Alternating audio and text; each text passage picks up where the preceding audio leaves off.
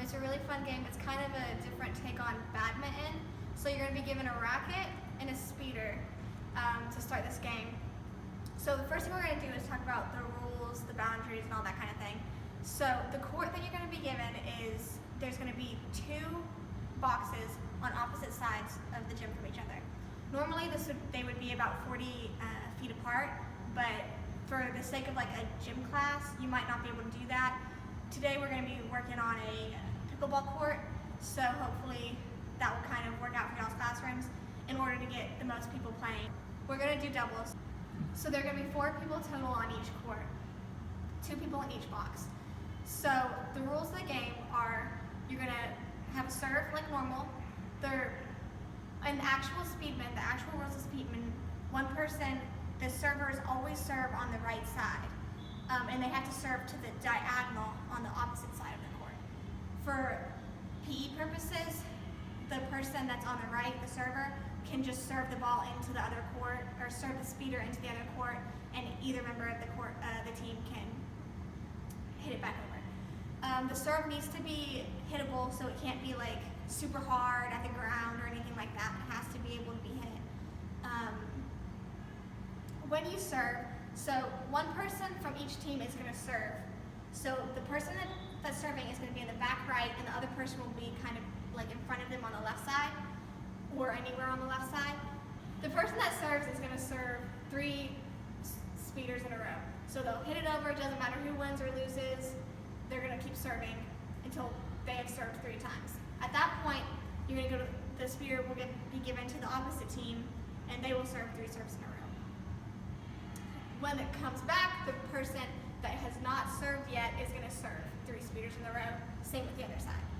Scoring is going to be rally scoring for this activity, so every time someone is going to win a point.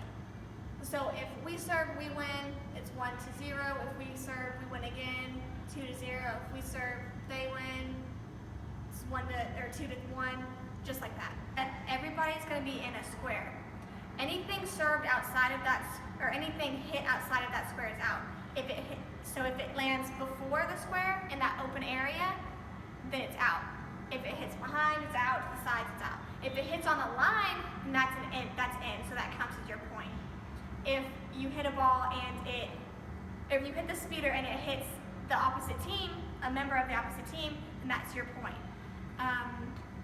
Normally in the game of Speedminton, you would have 1 player standing in the back and 1 player standing in the front.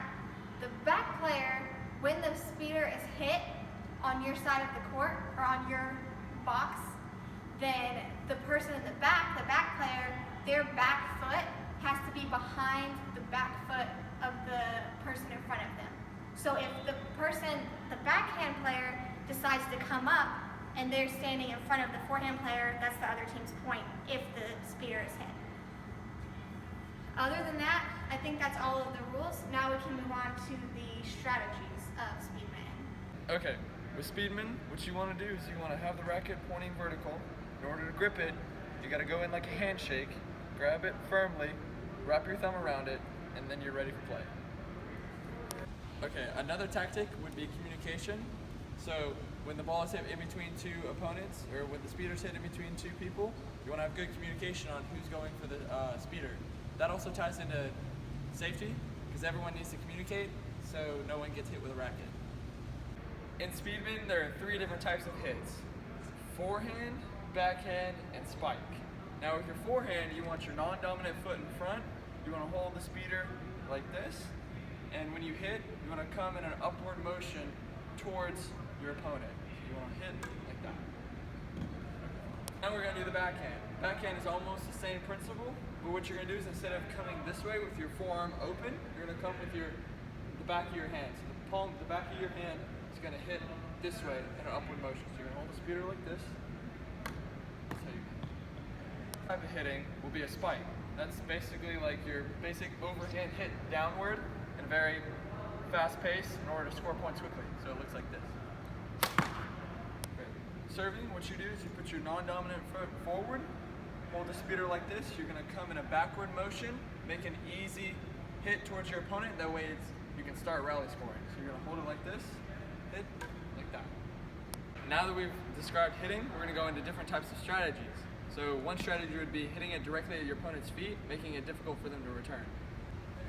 Going hard. And then one more strategy would be hitting it directly at your opponent.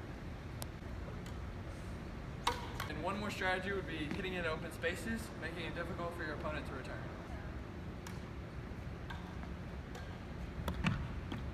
Alright, so our last strategy would be hitting it low, making it difficult for our opponent to reach for it.